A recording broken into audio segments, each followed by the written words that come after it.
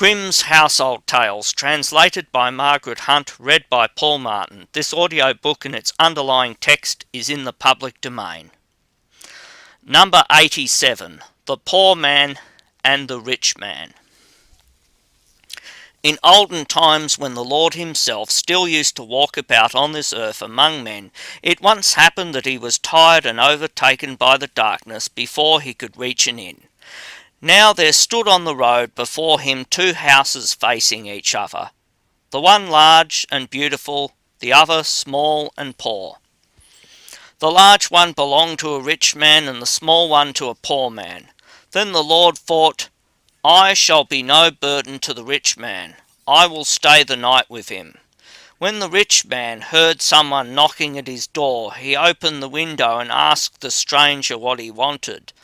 The Lord answered, I only ask for a night's lodging. Then the rich man looked at the traveller from head to foot, and as the Lord was wearing common clothes and did not look like one who had much money in his pocket, he shook his head and said, No, I cannot take you in. My rooms are full of herbs and seeds, and if I were to lodge everyone who knocked at my door, I might very soon go begging myself. Go somewhere else for a lodging.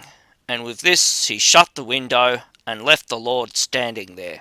So the Lord turned his back on the rich man and went across to the small house and knocked. He had hardly done so when the poor man opened the little door and bade the traveller come in. Pass the night with me. It is already dark, said he. You cannot go any further tonight. This pleased the Lord, and he went in. The poor man's wife shook hands with him and welcomed him, and said he was to make himself at home, and put up with what they had. They had not much to offer him, but what they had they would give him with all their hearts. Then she put the potatoes on the fire, and while they were boiling she milked the goat, that they might have a little milk with them. When the cloth was laid, the Lord sat down with the man and his wife, and he enjoyed their coarse food, for there were happy faces at the table. When they had had supper, and it was bedtime, the woman called her husband apart and said, Dear husband, let us make up a bed of straw for ourselves tonight, and then the poor traveller can sleep in our bed and have a good rest, for he has been walking the whole day through, and that makes one weary. With all my heart, he answered, I will go and offer it to him. And he went to the stranger and invited him, if he had no objection, to sleep in their bed and rest his limbs properly. But the Lord was unwilling to take the bed from the two old folks. However, they would not be satisfied, until at length he did it and lay down in the bed, while they themselves lay on some straw on the ground.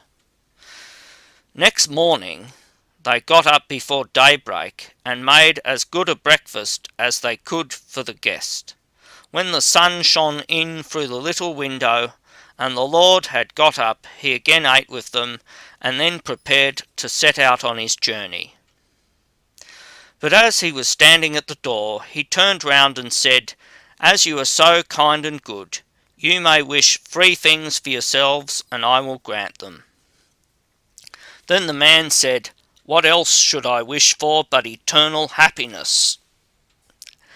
And that we too, as long as we live, may be healthy, and have every day our daily bread.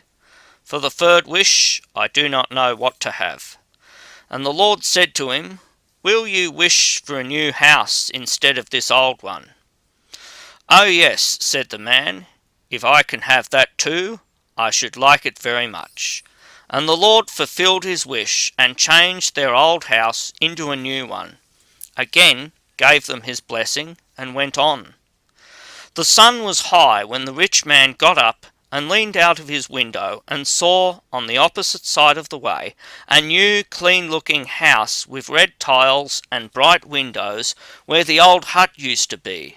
He was very much astonished, and called his wife and said to her, Tell me, what can have happened? Last night there was a miserable little hut standing there, and today there is a beautiful new house. Run over and see how that has come to pass." So his wife went and asked the poor man, and he said to her, "Yesterday evening a traveller came here and asked for a night's lodging.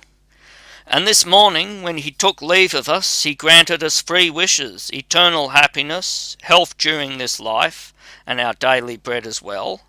And besides this, a beautiful new house instead of our old hut." When the rich man's wife heard this, she ran back in haste and told her husband how it had happened. The man said, "I could tear myself to pieces if I had but known that traveller came to our house too and wanted to sleep here, and I sent him away." "Quick," said his wife, "get on your horse. You can still catch the man up, and then you must ask to have 3 wishes granted to you." The rich man followed the good counsel and galloped away on his horse, and soon caught up with the Lord. He spoke to him softly and pleasantly, and begged him not to take it amiss that he had not let him in directly. He was looking for the front door key, and in the meantime the stranger had gone away. If he returned the same way, he must come and stay with him. "Yes," said the Lord, "if I ever come back again, I will do so." Then the rich man asked if might not wish for 3 things too, as his neighbour had done. "Yes," said the Lord, he might, but it would not be to his advantage, and he had better not wish for anything. But the rich man thought that he could easily ask for something which would add to his happiness, if he only knew that it would be granted. So the Lord said to him, "Ride home then, and 3 wishes which you shall form shall be fulfilled." The rich man had now gained what he wanted, so he rode home and began to consider what he should wish for. As he was thus thinking, he let the bridle fall, and the horse began to caper about, so that he was continually disturbed in his meditations, and could not collect his thoughts at all. He patted its neck and said, "Gently, Lisa," but the horse only began new tricks. Then at last he was angry, and cried quite impatiently, "I wish your neck was broken."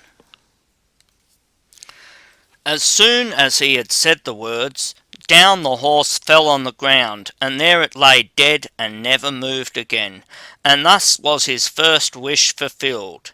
As he was miserly by nature, he did not like to leave the harness lying there, so he cut it off and put it on his back, and now he had to go on foot. "I still have 2 wishes left," said he, and comforted himself with that thought. And now, as he was walking slowly through the sand, and the sun was burning hot at midday, he grew quite hot-tempered and angry. The saddle hurt his back, and he had not yet any idea what to wish for. "If I were to wish for all the riches and treasures in the world," said he to himself, "I should still think of all kinds of other things later on. I know that beforehand, but I will manage so that there is nothing at all left for me to wish for afterwards." Then he sighed and said, "Ah, if I were but that Bavarian peasant who likewise had 3 wishes granted to him, and knew quite well what to do, and in the first place wished for a great deal of beer, and in the second for as much beer as he was able to drink, and in the third for a barrel of beer into the bargain." Many a time he thought he had found it, but then it seemed to him to be after all too little. Then it came into his mind what an easy life his wife had, for she stayed at home in a cool room and enjoyed herself. This really did vex him, and before he was aware he said, "I just wish she was sitting there on this saddle and could not get off it, instead of my having to drag it along on my back." And as the last word was spoken, the saddle disappeared from his back, and he saw that his second wish had been fulfilled. Then he really did feel warm. He began to run and wanted to be quite alone in his own room at home to think of something really large for his last wish. But when he arrived there and opened the parlour door, he saw his wife sitting in the middle of the room on the saddle, crying and complaining, and quite unable to get off it. So he said, "Do bear it, and I will wish for all the riches on earth for you, only stay where you are." She, however, called him a fool and said, "What good will all the riches on earth do me if I am to sit on this saddle? You have wished me on it, so you must help me off." So whether he liked it or not, he was forced to let his third wish be that she should be free of the saddle and able to get off it, and immediately the wish was fulfilled.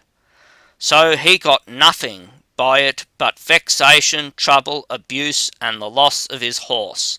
But the poor people lived happily, quietly, and piously until their happy death. Grimm's household